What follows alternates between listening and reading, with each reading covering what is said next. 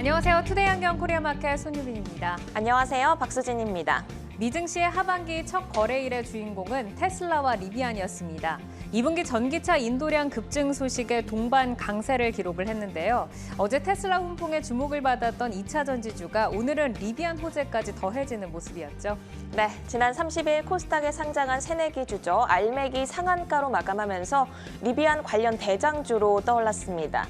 이 가운데 동국 R&S, 포스코 인터내셔널, TCC스틸 등도 탄력 있는 상승세를 보였습니다. 리비안발 훈풍으로 2차 전지주로 온기가 확산된 오늘 투데이 안경 코리아마켓 첫 번째 이슈픽의 주인공은 누구인가요? 네, 테슬라에 이어 리비안까지 2분기 전기차 판매량이 급증을 했습니다. 현대자동차그룹의 상반기 친환경차 판매량도 역대 최고치를 기록을 했는데요. 고평가 논란에도 불구하고 2차 전지주에 베팅할 수밖에 없는 이유입니다. 투데이 안경 이슈픽 첫 번째, 개인 상반기 2차 전지주 선택입니다. 상반기 개인 투자자들의 사랑을 한 몸에 받은 섹터는 2차 전지주였습니다. 순매수 상위 5개 종목 가운데서 4개가 무려 2차 전지주가 이름을 올렸는데요. 2차 전지 열풍을 이끌었던 에코프로와 에코프로 BM을 제치고 포스코홀딩스가 개인 순매수 1위에 이름을 올렸습니다. 무려 4조 7,601억 원어치를 담았는데요. 2위 에코프로의 순매수 규모가 1조 9,144억 원인 것과 비교를 하면 꽤 큰 격차를 보이고 있습니다. 자, 이어서 에코프로 BM, SK이노베이션, 카카오 순으로 개인이 순매수를 했습니다. 2차 전지에 대한 개인의 사랑은 여전히 뜨거운데요. 오늘 시장에서 종목별 흐름은 어땠나요? 네, 어제 90만 원을 돌파했던 에코프로가 하락 전환을 했고요. 상반기 개인 순매수 1위 종목인 포스코홀딩스는 장 막판 강보합으로 올라오면서 마감했습니다. 에코프로가 하락한 반면 에코프로 BM은 4% 상승 마감했고요. SK이노베이션도 상승으로 마감을 지었습니다. 2차 전지 이슈에 이은 투데이 안경 이슈픽 두 번째 주제는요? 투데이 안경 이슈픽 두 번째는 23조 미국 시장 휴미라 대전입니다.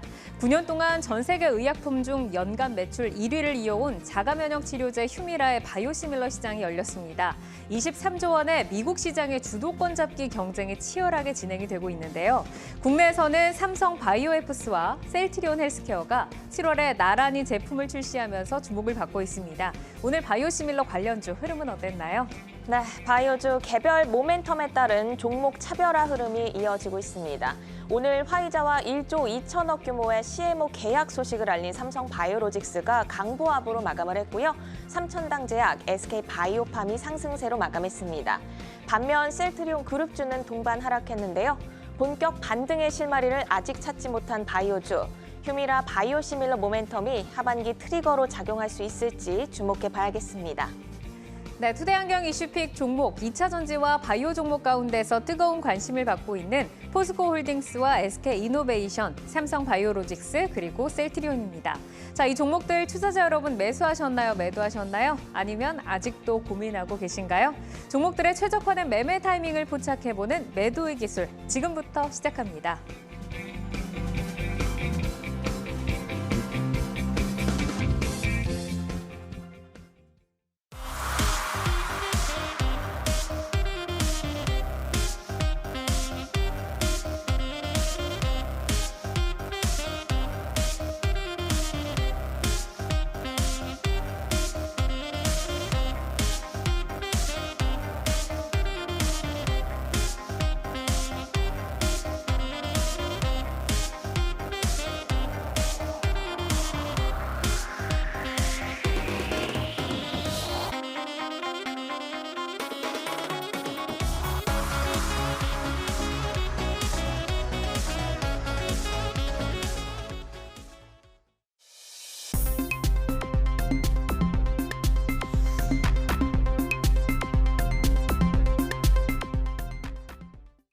종목별 최적화된 매매 타이밍을 포착해보는 매도의 기술. 투데이 안경 이슈픽 첫 번째, 개인 상반기 2차 전지주 선택이었습니다.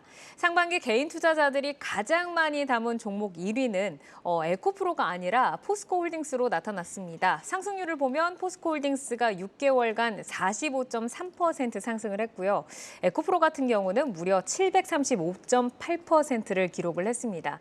자, 수익률을 보고 있으면 일단 개인의 전략을 성공적으로 평가 평가를 해볼 수는 있을 것 같은데 개인 수급의 특징을 좀 어떻게 보시는지 그리고 이제 개인의 행보에 있어서 좀 전략적으로 이런 부분은 경계를 해야 된다라는 부분을 좀 들어보도록 하겠습니다. 지금 뭐 수익률이 뭐 거의 15배, 뭐 20배 이렇게 좀 차이가 나는데 네, 홍기진 파트너께 먼저 좀 듣고 갈까요? 자, 일단 개인 투자자분들께서 투자를 많이 한 종목들 같은 경우는 사실상 상승 탄력을 갖기가 굉장히 원래는 좀 어렵거든요. 근데 이제 과거에 지금 2020년도, 21년도만 해도 삼성전자나 뭐 현대차, 뭐 셀트리온, 그러니까 이런 종목들의 흐름이 상당히 좀 좋았다라는 걸 보시면 일단 거기서 고점에서 개인들이 좀 많이 샀어요. 근데 이제 그 이후에 탄력이 상당히 좀 악화되는 모습들이 좀 발생이 됐죠. 이제 그런 측면에서 보면 에코프로는 상당히 좀 예외적인 부분으로 지금 흘러가고 있고, 근데 이제 대부분 그럴 만한 어떤 확률이 개인들이 많이 사서 주가가 이제 계속적으로 좀 강할 수 있는 그런 어떤 확률이 크진 않은데 이번에는 상당히 좀 예외적인 것 같습니다. 그래서 일단은 여전히 좀 탄력적인 모습이긴 하지만 개인들이 많이 산다라는 건 저는 좀 경계할 필요가 있는 부분인 건 좀 확실하지 않나 이렇게 좀 설명드릴 수 있을 것 같습니다. 개인들이 사는 부분은 수급적으로 조금 경계를 해야 된다라고 그렇죠. 하셨는데 맞습니다. 포스코홀딩스가 지금 뭐 45.3%여서 뭐 성공적이다라고 말씀은 드렸지만 사실 에코프로가 너무 많이 오르다 보니까 네. 앞으로 좀 더 기대를 하고 계실 텐데도 지금 조금 유의를 해야 된다라고 좀 말씀을 주셨습니다. 자, 이 부분은 이제 매도의 기술에 좀 올려놓고 이야기를 좀 나눠보도록 할 텐데 2차 전지주 매도의 기술에 오를 종목 포스코홀딩스 그리고 SK이노베이션 보도록 하겠습니다.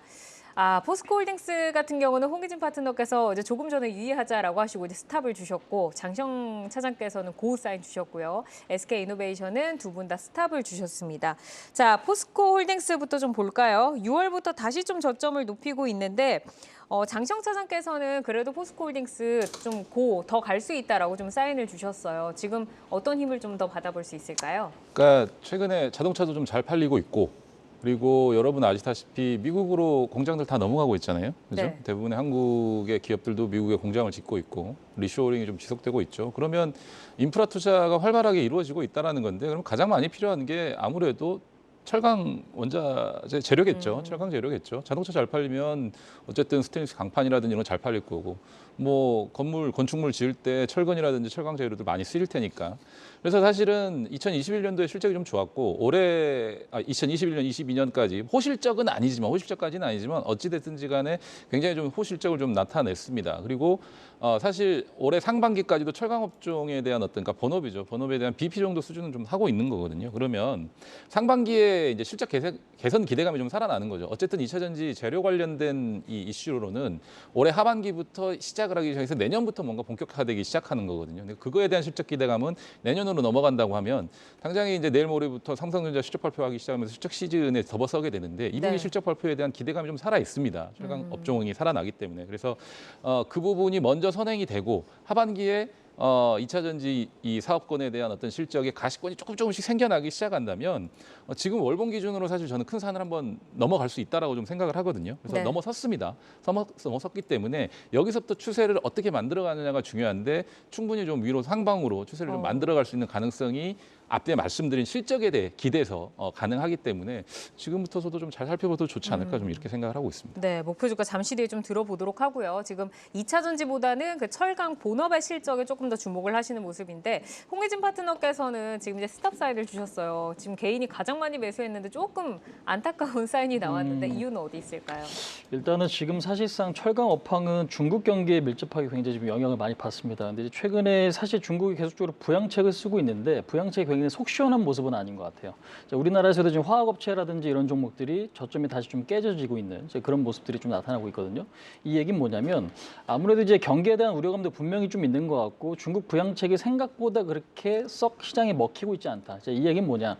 결국 철강에 대한 수요를 우리가 당연히 포스코홀딩스 같은 경우는 메인 사업, 메인 캐시카우가 지금 철강 산업이기 때문에 이쪽이 좀 살아나야만 실적이 조금 좋아질 수 있는 거고 언제까지 성장성으로만 계속 올라갈 수는 없단 말이에요. 이제 그런 측면에서 보면 결국에는 속도라는 게 굉장히 조금 중요하긴 한데 이 속도가 조금 저는 둔화될 가능성이 좀 높은 위치가 아닌가 생각합니다. 그러니까 매도 사인이다라고 하는 게 결국에는 여기서 폭락할 겁니다라는 의미보다는 결국에는 지금은 상대적인 메리트라는 거죠. 우리가 이제 주식을 하는 데 있어서 5% 올라갈 주식이 있고 1% 올라갈 주식이 있으면 5% 올라갈 것 같은 주식을 매매하는 게 어찌 보면 좀 당연한데 네. 지금 현재 시점에서는 포스코홀딩스에는 그런 메리트가 제가 볼 때는 조금 없지 않나. 이제 그 부분이 결국에는 2차 전지 부분은 어느 정도 좀 상당히 좀 선반영이 됐고 그다음에 지금 중국 경기에 민감한 철강 업황 자체는 당장에 지금 좋아지기 조금 힘든 구조를 좀 갖고 있기 때문에 그런 부분들이 다소 좀 시간이 좀 걸릴 수 있는 부분이 아닌가. 그래서 결국에는 메이저들이 빠져나간 빈자리를 개인들이 좀 메꿔준 거거든요. 네. 이 얘기는 결국에는 누군가 땡겨줄 만한 지금 어떤 동력이 조금 단계적으로 좀 상실된 흐름이 아닌가. 이렇게 좀 생각을 하고 있습니다. 그러니까 개인들의 힘이 그렇게까지 끌어올리기에는 조금 그렇죠. 부족하지 않나. 응집이 좀 잘 안 되는 거죠, 사실. 응집이 잘 안 예. 된다. 네, 알겠습니다. 우선은 뭐 2차 전지를 지금 주가에 땡겨왔지만 그 당겨오는 속도 같은 경우도 에코프로가 훨씬 강했기 때문에 어떤 좀 이렇게 연속적으로 갈 수 있는 힘이 좀 부족하지 않나라고 조금 말씀을 주셨습니다. 이제 포스코홀딩스의 이제 실적을 좀 짚어주셨는데 장시영 차장께 좀 질문을 드려보겠습니다. 시장에서 지금 좀 예상을 하고 있는 그런 실적과 하반기에 철강과 2차 전지 실적이 뭐 예상치를 좀 부합을 하면서 주가 좀 끌어줄 동력이 될 것이다라고 보시는 걸까요?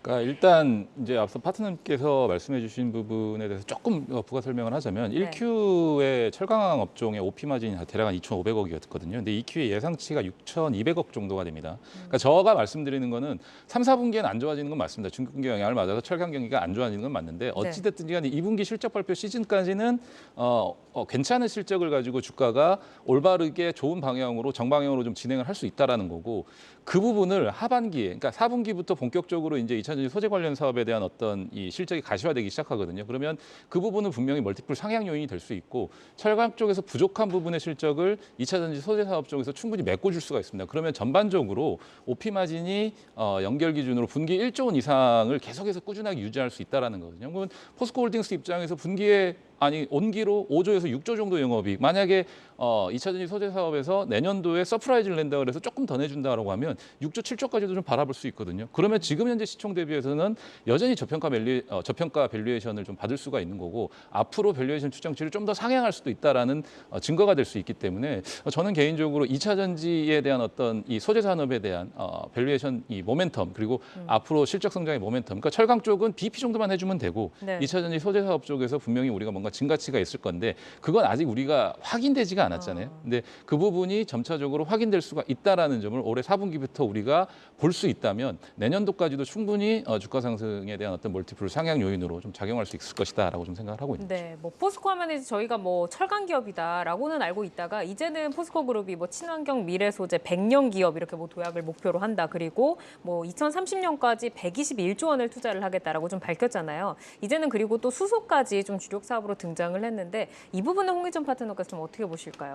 수소가 저도 오늘 이 뉴스를 보면서 상당히 조금 많은 생각을 하긴 했는데요. 수소 관련주가 상당히 좀 어려운 것 같습니다. 그러니까 사실상 신재생애로서 지금 전 세계 각국의 어떤 기대감, 그러니까 투자에 대한 어떤 정부 정책이라든지 이런 기대감이 있긴 한데 이게 실질적으로 수익으로 연결되기까지 좀 쉽지가 않습니다. 그러니까 우리나라 같은 경우도 연료전지 업체죠. 두산 퓨어셀 같은 경우가 유일하게 또 이제 흑자 전환시키는 이제 그런 종목이다라고 좀 보실 수가 있어요. 근데 이제 미국에서 그러니까 우리나라 시장 특징을 보실 때 이런 부분이 좀 중요한 것 같아요. 미국의 엔비디아가 올라가면 우리나라 AI 반도체 관련주들이 움직인다. 이제 이런 그림들처럼 결국에는 미국이 어느 정도 조금 방향성에 대한 제시를 분명히 해줘야 된다라는 거죠. 그러니까 미국 뭐 캐터필라가 우리나라에 지금 우리나라 뭐 지금 현대건설이라든지 인프라코라든지 이런 종목들이 이제 갈 수 있는 것과 좀 유사한 건데 중요한 건 미국의 수소 업체들의 흐름이 너무 좀 좋지가 않습니다. 니콜라 같은 경우는 지금 주가가 많이 밀렸단 말이에요. 네. 그래서 하나가 뭐 대규모 손실까지는 아니지만 벌었던 거 다시 까먹는 이제 그런 상태까지 좀 갔었고 블룸에너지라든지 플러그 파워 이런 종목들의 주가를 보면 고점에서 뭐 80%, 70% 최소 반토막 이상들은 다 나있거든요. 그런 측면에서 봤을 때 IRA 법안에 대한 기대감이 있었던 이 지금 국가에서 이 종목들조차도 주가가 많이 못 갔다라는 거는 기대감이 없지는 않았을 텐데 현실적으로 어느 정도 시장은 조금 더 이 산업을 조금 부정적으로 본다거나 이제 이런 어떤 생각들이 분명히 있는 것 같아요. 이제 그런 측면에서 보면 제가 볼 때 투자를 한다라는 건 좋은데 과연 이게 수소 때문에 여기서 또 추가적인 급등이 나타날 거냐라고 보면 그럴 것 같지는 않다라는 게 제 의견입니다. 알겠습니다. 자, 이제 포스코 홀딩스 이 자체로만 보자고 하면은 사실 뭐 지난해 저점 대비해서 90% 이상의 상승을 기록 중이고요. 올해 들어서만 40% 넘게 상승을 했습니다. 뭐 포스코 홀딩스를 선택하신 분들이라면은 그냥 이 종목만 보자면 뭐 잘 갔다라고 할 수 있는데 지금 이제 그래프에서도 보여지듯이 에코프로의 이제 이 양봉이 이 상승률이 성장률이 너무나도 그 산이 높다고 하니까 사실 보시면서 상대적으로 내가 가지 못한 그 또 상대적 박탈감 있잖아요. 그런 또 기분이 좀 드실 텐데 여기서 얼마나 좀 더 가볼 수 있는지 전략을 좀 들어보도록 하겠습니다. 자, 장시영 차장님, 기존 보유자들 현 시점에서 좀 목표가 어떻게 좀 잡고 가야 될까요? 지금 S&P 500 종목 좀 돌려보면 신고가 나는 종목들이 다 자본재 산업재 종목들이거든요. 그러니까 앞서 말씀드린 인프라 투자와 관련된 어떤 이슈들로 인해서 관련된 종목들이 좀 많이 올라가는 거고, 국내에서도 현대일렉트릭이라든지 뭐 현대인프라코어라든지 현대건설기기라든지 관련 종목들 다 신고가를 내고 있습니다. 그런 종목들의 최상단에 있는 종목이 이제 포스코홀딩스거든요. 철강 관련된 업종이 최상단에 있기 때문에.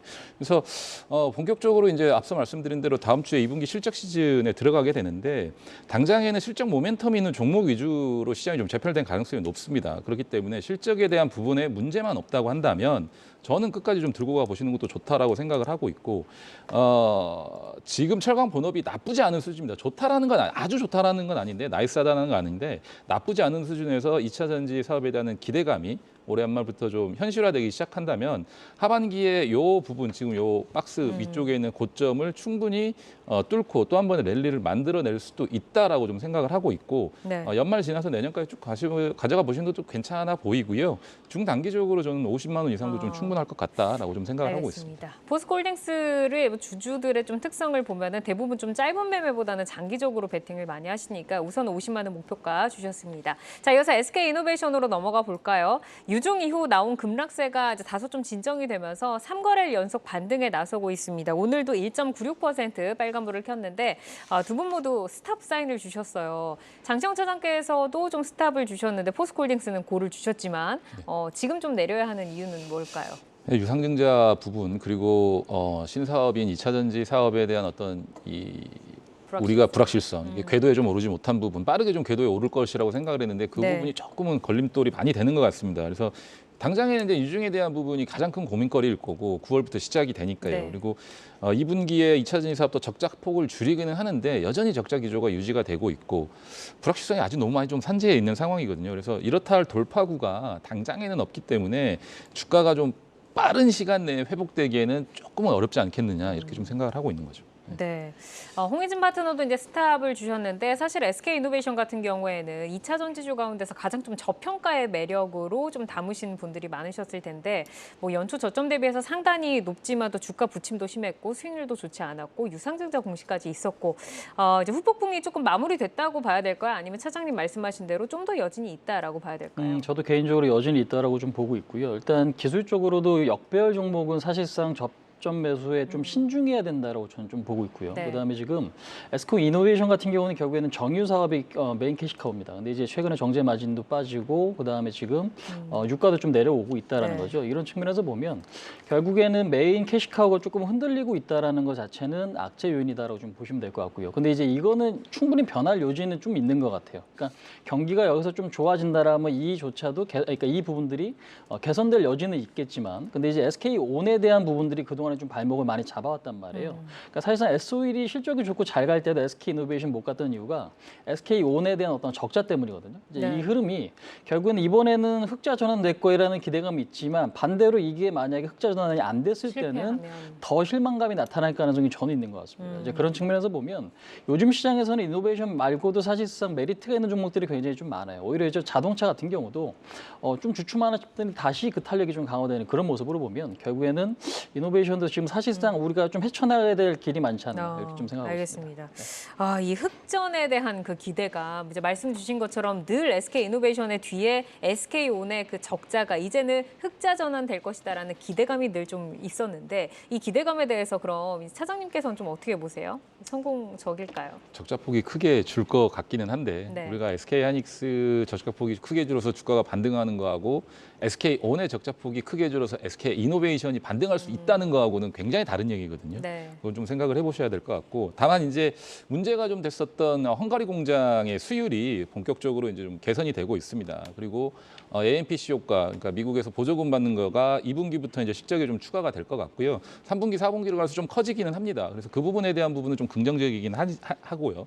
근데 대부분 원재료 가격이 뭐 하락한다든지 또 뭐 감가상각비라든지 뭐 일회성용이라든지 이런 부분들이 추가적으로 계속 좀 발생할 가능성도 높지만 어쨌든 사실은 올해 연말까지는 SK온의 배터리 사업 부분 에비타 기준으로는 좀 흑자 전환을 할 수 있을 가능성이 높은데 제가 말씀드리는 부분은 뭐냐면 그 결과값이 시장에서 우리가 기대하는 기대치 그리고 다른 경쟁사들 대비해서는 작은 수치거든요. 큰 규모가 아니기 때문에 네. 앞서 언급한 것처럼 다른 종목들, 다른 뭐 이 경쟁사들, LG에너지솔루션이라든지 삼성 SDI라든지 이런 회사들이 호실적을 내면서 주가가 올라가는 것과는 조금은 궤를 다르게 할 수 있는 가능성이 알겠습니다. 있다라는 점도 좀 생각을 해주시면 좋겠습니다. 자, 그럼 황의진 파트너께 좀 들어보겠습니다. 이 SK이노베이션 좀 보유자들 어떻게 가격 보고 갈까요? 참 쉽지는 않은 것 같습니다. 그러니까 요즘에는 시장이 아무리 종목이 자리가 좋아도요, 수급이 당장의 모멘텀이 세지가 않으면 땡겨주지 않는 이제 그런 상태들이 좀 분명히 있는 것 같아요. 그래서 제가 볼 때는 기술적 반등이 나와줄 수 있는 위치다라고 좀 생각은 드는데, 근데 그 자리 자체가 굉장히 지금은 좋다라고 좀 보기보다는 최근에 지금 외국인들도 좀 팔고 나가고 있고 네. 기관들도 매도를 하고 있거든요. 그러면 외국인 기관 양매도인데 그 물량은 개인들이 받고 있습니다. 그러면 이 수급을 빠르게 땡길 가능성이 높아 보이진 않습니다. 그러니까 이 얘기는 시간이 조금 걸릴 가능성이 높아 보이는데 일단 17만 2천 원짜리는 1차 저항, 18만 자리가 2차 저항 자리예요. 왜냐하면 이제 개파락이 좀 나왔기 때문이죠. 이제 그런 측면에서 보면 갭자리가 메꿔질 거에 대한 어떤 기대감은 있긴 하지만 추세 반전에 대한 어떤 가능성은 좀 높지 않기 때문에 섣부른 매수보다는 저는 조금 더 여기서 추세를 좀 확인하고 싶다 이렇게 좀 생각을 하고 있습니다. 알겠습니다. 자, 이어서 바이오주로 넘어가 보도록 하죠. 9년간 전 세계 의약품 중 연간 매출 1위를 이어온 휴미라의 바이오시밀러 시장이 열리면서 업체들의 경쟁이 치열해지고 있습니다. 자, 휴미라 시장에서 우리나라에서도 삼바와 또 셀트리온이 있잖아요. 경쟁력 어느 정도인지 하반기에 과연 좀 쉬어가던 바이오주의 게임 체인저 될 수 있을지 어떻게 보세요, 차장님? 일단 뭐 레미케이드의 퍼스트 바이오 시밀러를 셀트리온의 램시마 그리고 삼성바이오로직스의 플릭사비가 유럽과 미국에서 점유율이 굉장히 조금 많은 부분을 좀 차지하고 있습니다. 선점하고 좀 잘 팔리고 있는 것을 보면 이번 휴미라 제품도 효능면에서는 뒤지지 않아요. 임상에서 이미 좀 확인이 됐죠. 그래서 가격적인 전략만 잘 짠다면 저는 북미 시장이 굉장히 큰 시장이거든요. 제약바이오 시장에서는 거의 글로벌 시장의 50% 이상을 차지하는 시장이기 때문에 승산이 있을 거라고 좀 보여집니다. 사실 이제 처음 램시마 제품의 경우도 우리가 10% 이상 점유율만 차지한다 해도 대박이라 그랬거든요. 네. 근데 지금 이미 미국의 경우 30% 가까운 점유율, 유럽은 50% 이상 점유율을 차지했기 때문에 이건 대박을 이미 친 거죠. 성공을 했습니다. 그래서 휴미라 역시도 5조만 잡아도 1조 매출이 가능한 블록버스터이기 때문에 초반에 좀 분위기만 좀 살펴보고 가격 전략만 잘 짠다고 한다면 승산이 있을 것으로 좀 보고 있습니다. 네, 승산이 있기를 바라보도록 하겠습니다. 자, 오늘 그래서 매도의 기술에 삼성 바이오로직스 그리고 이제 셀트리온을 올려봤는데 두 분 모두 다 좀 반갑게 고 사인을 지금 주셨어요. 자, 삼성 바이오로직스부터 보겠습니다. 6월부터 하향세를 지속을 하면서 신저가를 다시 쓰기도 했는데 오늘도 뭐 상승하긴 했지만 0.4%입니다. 자, 장시영 사장께 먼저 들어볼게요. 삼성 바이오로직스 고해도 될까요? 주가 차트 추이를 보면 여전히 좀 박스권의 형태를 좀 유지를 하고 있습니다. 주가가 좀 좀 지루하게 흘러가는 거지 이게 빠진다거나 뭔가 급락을 했다거나 공포스러운 분위기는 아니거든요. 그래서 바이오 시밀러 사업 그리고 CMO 사업 등이 수익성을 좀 내고 있고 증설 예정인 공장들도 이제 완공에 좀 가까워지고 있기 때문에 실적에 대한 기대가 이제는 가시화될 수 있다라고 좀 감히 말씀드릴 수가 있겠습니다. 그래서 최소한 그 휴미라의 성공 여부 와는 별도로 박스 상단인 90만 원 정도까지는 저는 트라이할 수 있다라고 좀 보고 있습니다. 장기적인 관점에서. 네, 알겠습니다. 장기적으로 90만 원 좀 말씀 주셨고 이 휴미라 바이오시밀러 이제 선점 경쟁에서 삼바와 셀트리온이 좀 다른 전략을 지금 피고 있는 걸로 아는데 삼바 같은 경우는 저렴한 가격으로 좀 어필을 하고 있고 이 하드리마라는 바이오시밀러에 대해서 업계 평가가 좀 어떤지 그리고 시장에서 이 저렴한 가격이 좀 먹힐 것 같은지 전략 좀 어떨까요? 일단 지금 중요한 거는 그 삼바 쪽은 가격이 이제 오리지널 약이 한 85%가 이제 디스카운트 됐다, 그러니까 할인됐다라는 거고요. 셀트리온 쪽은 한 5% 정도 인하된 수치다라고 지금 보시면 될 것 같습니다. 근데 이제 중요한 게 지금 PBM이라고 하니까 처방전 급여 관리 업체라는 곳이 있어요. 근데 이제 이쪽에 지금 등재가 돼야만 우리가 약국에서 처방을 받을 수가 있는데 요번에는 조금 제외가 됐죠. 그래서 네. 6월 27일 날 주가가 이제 급락을 맞아요. 했던 거고. 근데 이제 이 전에 물론 이야기가 좀 나왔다라고는 하긴 하지만 시장이 좀 크게 충격받았던 자리는 이제 그 자리거든요. 근데 이제 중요한 건 셀트리온에서도 좀 밝힌 부분이긴 하지만 이 부분이 앞으로 조금 더 가능성은 있다라는 어떤 입장인 것 같습니다. 근데 이제 중요한 부분들은 뭐냐면 결국에는 삼바 같은 경우도 그렇고 셀트리온도 그렇고 결국에는 지금 고농축 제재에 따른 어떤 기술력을 인정을 좀 받고 있다라는 거예요. 이제 이 부분은 결국에는 미국 그 국민들의 어떤 사용처들이 좀 증가될 수 있는 이제 이런 부분인데 중요한 건 저농도 고농도 제형이 미국 FDA 승인된 유일한 업체가 지금 삼성바이오 에피스 쪽이죠. 이제 이 부분이 결국에는 앞으로 어떤 성장 모멘텀으로 좀 작용될 가능성이 높다. 그래서 결국에는 이게 약 처방을 받을 수 있냐 없냐의 문제가 일차적인 부분이긴 하지만 어떤 그러니까 그 약에 대한 어떤 가치라든지 이런 부분들은 충분히 좀 기대감 요인이 있기 때문에 저는 앞으로 조금 이 부분들은 좀 더 확인이 좀 필요한 작업이 아닌가. 다만 기대감 요인도 상당히 조금 있는 부분이 있다 이렇게 좀 말씀드려보도록 하겠습니다. 네, 오늘 뭐 삼성바이오로직스 좋은 뉴스도 나왔는데 화이자와 이제 1조 2천억 원 규모의 CMO 계약 소식을 전했잖아요. 이 부분은 좀 이익 증대 효과 어느 정도로 좀 기대해 볼 수 있을까요, 차장님? 일단 뭐 영업이익 기준으로 사실 CMO 관련해서도 굉장히 좀 센 편이기 때문에 일단 호실적의 어떤 기대감으로 좀 살아남을 수 있을 것 같고요. 근데 CMO 사업이 사실은 당장에 그렇게 바로 매출과 영업이익으로 잡히지는 않거든요. 미리 좀 수주를 받아놓고 매출이 나가는 시기가 조금 뒤일 거거든요. 그래서 당장에 기대를 하는 것보다는 추후에 그런 부분들이 이제 실적으로 돌아온다라는 생각을 좀 해보시면 좋을 것 같고요. 뭐 저는 어찌됐든지 간에 개인적으로 이 주식 같은 경우는 짧게 보시지 마시고 길게 보셔야 된다는 얘기를 계속 좀 드리고 싶습니다. 네, 길게 보자. 자, 그러면은 이제 가격 전략을 장시영 차장께서는 이제 90만 원을 말씀을 주셨으니까 한번 파트너님께도 들어볼까요? 가격적인 전략은 좀 어떻게 가져가는 게 좋을까요?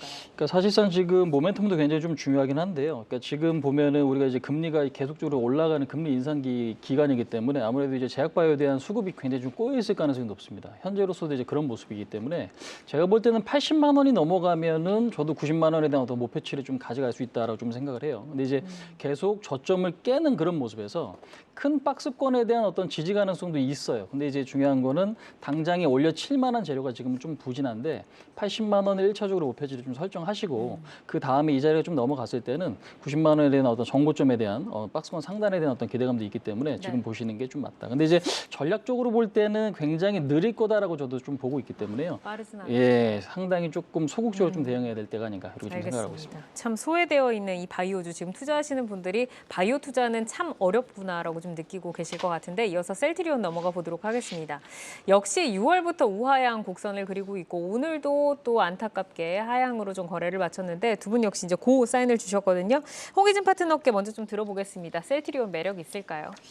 개인적으로는 지금 셀트 같은 경우는 한번 크게 악재가 나오면은 기술적 반등이 좀 나오곤 합니다. 이제 네. 그런 부분들에서 보면은 지금의 어떤 위치 자체, 그러니까 악재가 우리가 어떤 악재가 나왔길래 이렇게 밀렸지라는 게 분명히 6월 27일 날 있었거든요. 근데 이제 그런 것들이 시장에 좀 드러났고 그로 인해서 이제 일단 매도가 좀 멈춰지기 좀 시작을 했다라는 거죠. 이제 그런 측면에서 보면 일단 악재는 나왔으니까 기대감 요인이 발생될 수 있느냐 이 부분들이 좀 결국 중요하고 사실상 지금으로서는 실적은 꾸준하게 좋은 어떤 상황에서 뭔가 기대했던 요인들이 실망감으로 좀 바뀌고 그다음에 미국에서도 제약바이오에 대한 어떤 주가는 지금 일라이 릴리 말고는 지금 솔직히 그냥 잘 가는 종목들이 잘 없어요. 그러니까 지금 보면 대체적으로 좀 우하향 좀 그려주고 있는 모습이기 때문에 업종에 대한 흐름으로 볼 때는 물론 추세적인 어떤 반등은 좀 어렵지만 기술적인 어떤 반등 가능성은 지금은 좀 가능할 수 있는. 근데 좀 전에 삼바랑 똑같이 일단 조금 소극적인 어떤 대응을 할 수 있는 그런 전략이 좀 필요하지 않을까 이렇게 좀 생각하고 있습니다. 이 서정진 회장의 좀 복귀에 기대감이 좀 많았었는데 사실 성과가 조금 나오지 않고 있고 서정진 회장이 뭐 복귀한 이후로는 미국 시장 공략에 좀 적극적일 것이다라고 했는데 아직 주가에는 좀 반영이 되지 못하고 있습니다.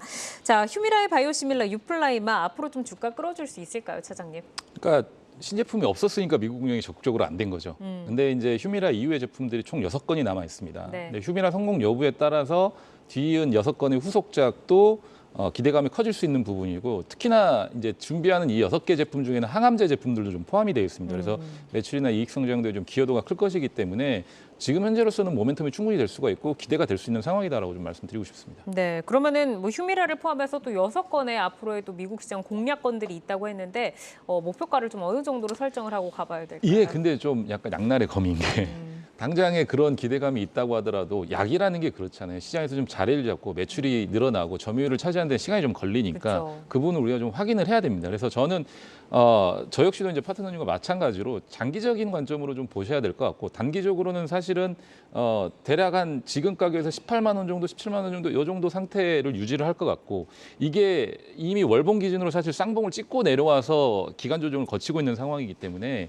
하향 추세는 끝났다라고 생각을 합니다. 그러니까 하향 추세는 끝났지만 이게 상승으로 다시 되돌릴 수 있는 모멘텀이 힘이 어떻게 하반기에 작용하는지는 우리가 좀 지켜봐야 되기 때문에 네. 일단 단기적으로 17에서 18만 원 정도까지만 보시고 이 장대 운봉을 어떻게 벗겼는지 확인하시고 그 뒤에 약의 어떤 성공 여부라든지 이런 부분을 확인을 네. 하셨으면 좋겠습니다. 골이 깊다 보니까 저 상단으로 올라가기까지는 또 큰 모멘텀이 좀 필요해 보입니다.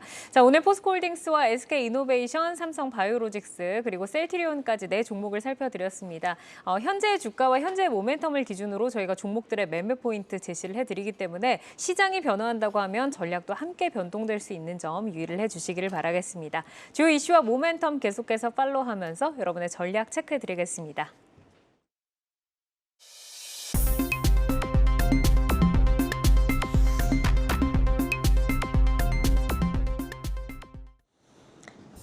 장 마감 후 4시부터 6시까지 진행되는 시간의 투자리그, 시간의 거래 동향 만나보는 이 시각 시간의 단일가입니다. 정규장 마감 후 오후 4시부터 6시까지 10분 단위로 시간의 단일가 거래가 이뤄지는데요. 이 시각 시간의 단일가를 통해 주요 종목 등락률 실시간으로 생생하게 전달해 드리겠습니다. 그럼 이 시각 시간의 단일가 코스피 상승률 상위부터 보겠습니다. 어떤 종목들 올라와 있을까요? 먼저 유니캐스트가 코스피에서 4% 강세로 출발하고 있습니다. 유니캐스트 그룹이 드림텍을 중심으로 그룹 개편을 단행한다고 오늘 밝혔는데요. 기관이 무려 6거래 연속 매수하고 있고 9거래 연속 상승하고 있는 종목입니다. 오늘 18% 급등이 나왔는데 시간에서도 강세 이어지고 있습니다. 4.8% 상승을 하고 있고요. 그리고 외국인과 기관 순매수 속에 오늘 1% 강세 보였던 세진중공업 역시 시간에서 4%대 강세 보이면서 6,640원 선에 거래 이어지고 있습니다. 이어서 코스닥 상승률 상위 보겠습니다. 더 E&M이 9% 상승하면서 가장 크게 시세를 분출하고 있습니다. 뒤를 이어서 해성옵틱스 올라와 있는데요. OIS 액추에이터를 제조하는 업체입니다. 스마트폰 카메라 모듈에 탑재되는 부품인데요. 해성옵틱스 역시 9%대 강세 보이면서 485원의 거래가 이어지고 있고요. 전진 바이오팜, 제노포커스 등도 5% 강세로 출발하고 있습니다. 계속해서 시간의 단일가 코스피 하락률 상위 보겠습니다. 네, 성문전자가 2% 넘게 하락하면서 코스피에서 가장 크게 하락하고 있습니다. 2,170원 선 지나가고 있고요. 그 뒤를 이어서 A+S도 2%대 약세 보이고 있습니다. 유진투자증권 오늘 11% 급등이 나왔는데요. 시간에서 2% 넘게 조금 밀리면서 4,205원 선 지나가고 있고요. 이수페타시스 오늘 3% 강세로 마감을 했는데 시간에서 1% 가까이 밀리면서 32,300원 선에 거래 이어지고 있습니다. 마지막으로 코스닥 하락률 상위 보겠습니다. NC트론 볼까요? 디지털 음향 신호처리 개발 업체입니다. 오늘 강보합에 마감을 지었는데 시간에서 2.5% 하락하면서 코스닥에서 가장 강하게 하락을 하고 있습니다. 692원 선 지나가고 있고요. 매드팩토 1.4% 하락하고 있습니다. 그리고 후쿠시마 오염수 이슈와 관련한 천일염 관련주죠. 인산가 오늘 2% 강세를 보였는데 시간에서 1.4% 하락하면서 2,745원 선 지나가고 있습니다. 이렇게 이 시각 시간의 단일가 살펴봤는데요. 시간의 단일가 매매는 오후 6시까지 10분 단위로 매매가 체결됩니다. 모멘텀과 거래량 등 꼼꼼히 살펴보시고 시간에서도 성투 전략 세워가시길 바랍니다. 시간의 단일가 거래 동향, 잠시 후 시간의 단일가 특징주를 통해서도 확인하실 수 있습니다.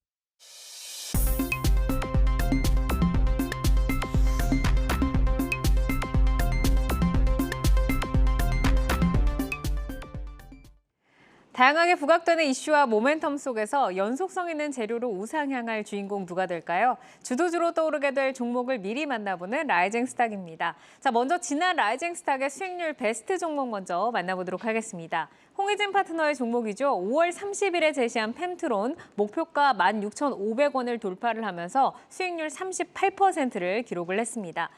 이어서 장시영 차장의 종목도 보도록 하죠. 지난 6월 13일에 제시한 TLB 목표가 28,000원을 돌파를 하면서 수익률 21%를 기록을 했습니다.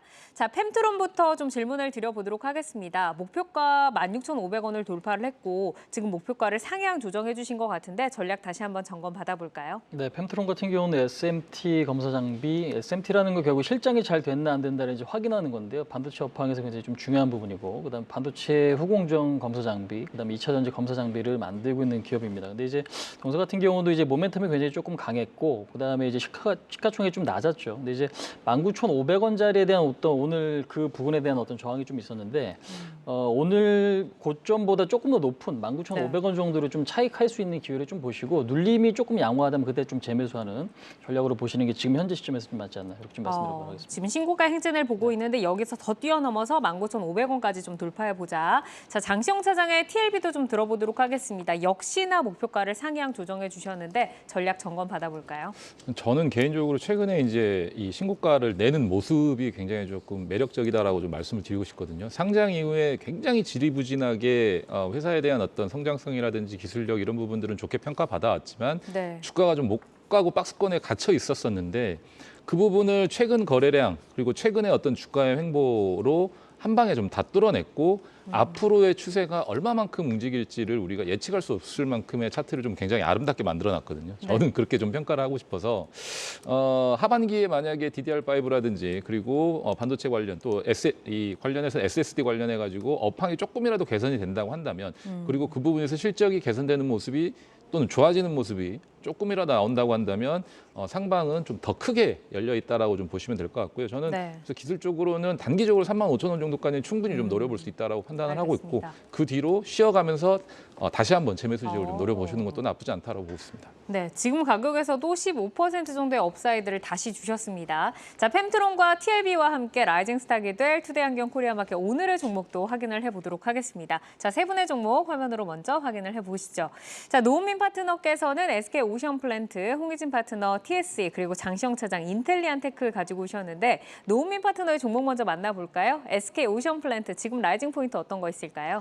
네, 국내 해상폭력 지원 정책 확대와 호주, 미국, 유럽을 비롯해서 시장 규모가 확대되는 것을 포인트로 꼽았습니다.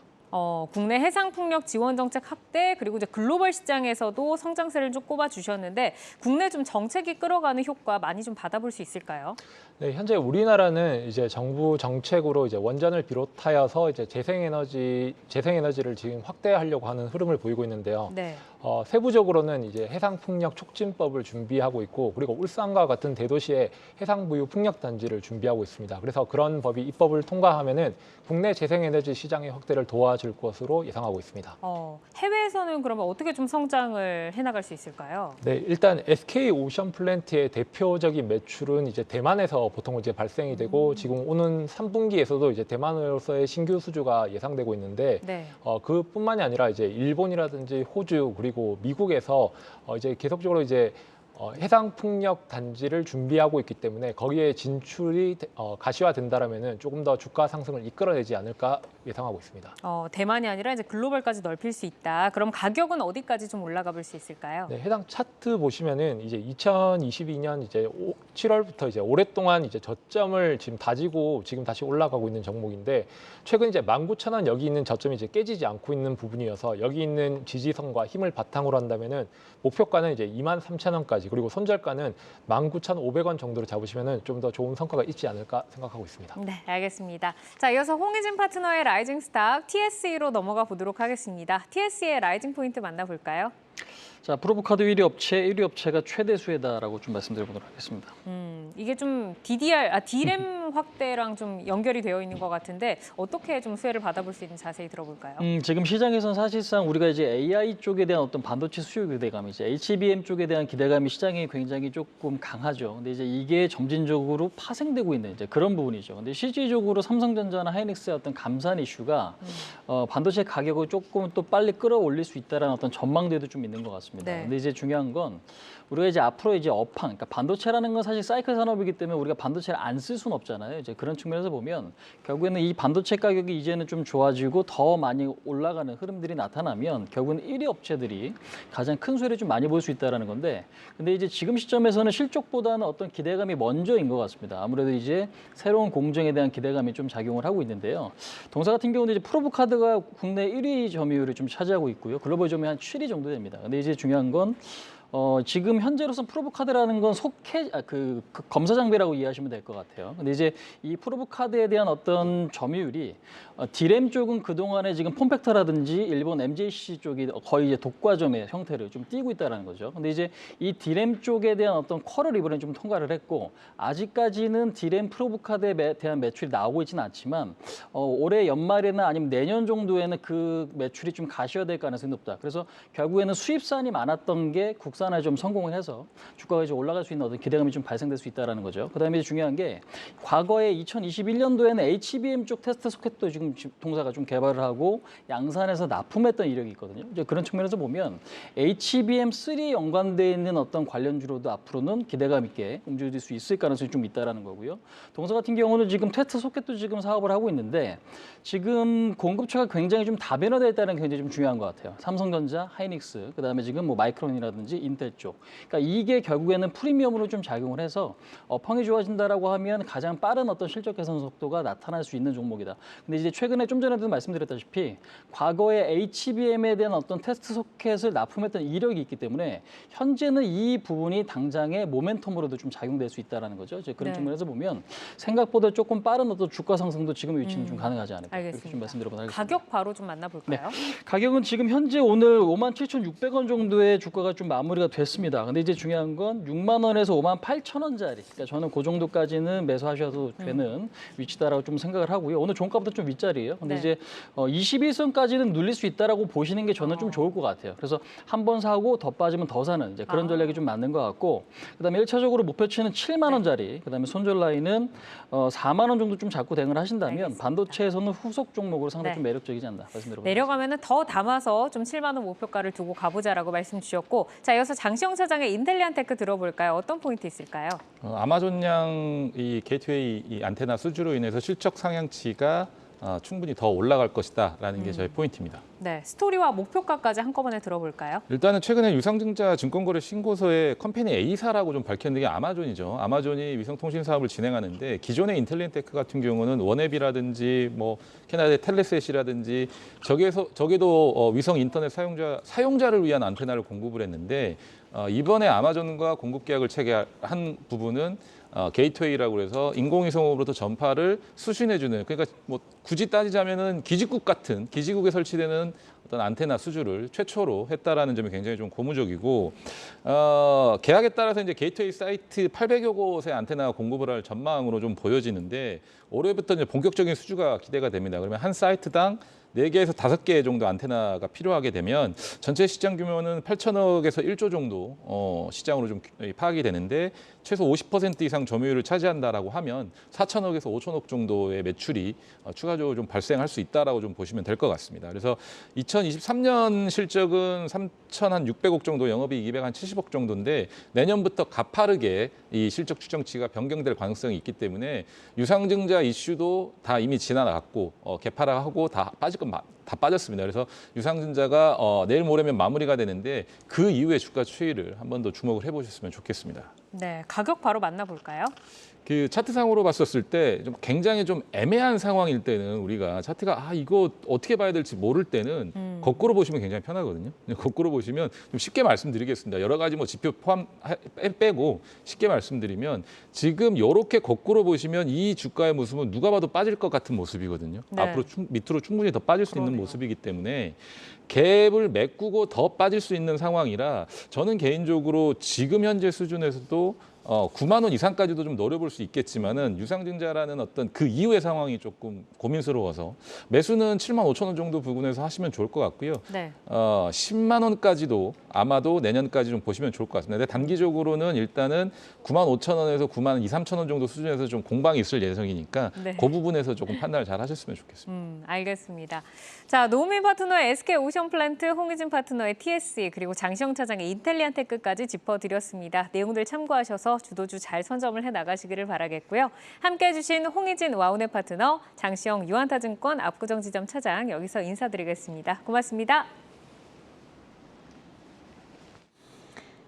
네, 시간의 특징주들을 따라가 보는 시간의 단일가 특징주 탑5입니다. 시간의 단일가 거래는 내일장까지 연결돼 움직이는 종목들이 많습니다. 오늘 함께 하시면서 매매 전략에 잘 활용해 나가시길 바랍니다.